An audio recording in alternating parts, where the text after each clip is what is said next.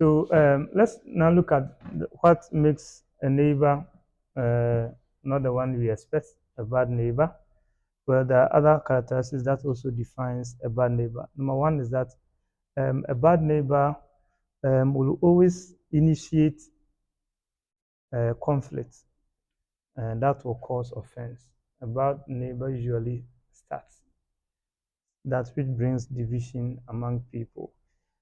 Also, a bad neighbor will always reject reconciliation measures.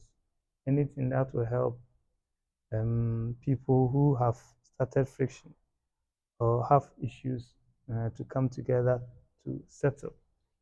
The bad neighbor will always try to reject reconciliation measures.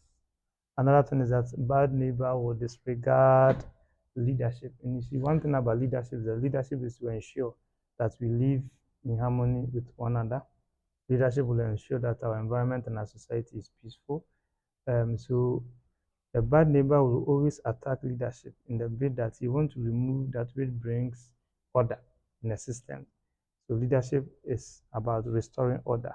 And so the bad neighbor will always have that measure, the strategies and the tactics to always remove the influence of leadership or anything that serves as leadership body that ensures that justice and order is in place.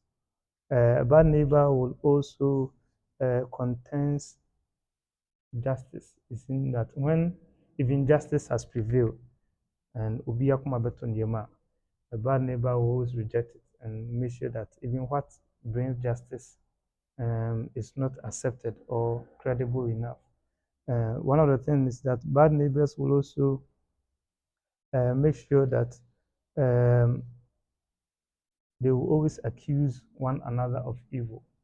Okay, bad neighbor will always accuse you. And usually, I've seen that this is one of the attributes of people. People usually accuse others in a bid to cover up their own weaknesses or their wrongdoings.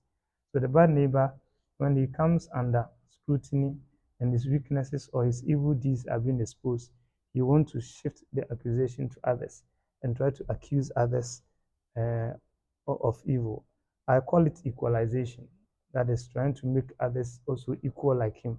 Okay, be seen in the same bad eyes as him or herself. Okay, we need to also understand that a bad neighbor will always dwell on past mistakes in order to justify maybe his or her actions that are also tend to be evil or not good enough.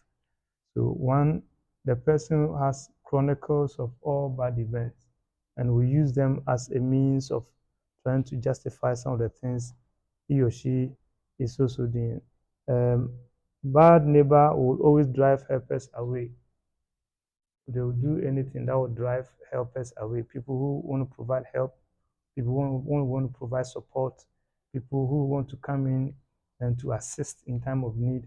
Bad neighbors will always push them away, either by direct or indirect means. A bad neighbor always drive good people away from you, and that is something we have to check. Clock it. Number short to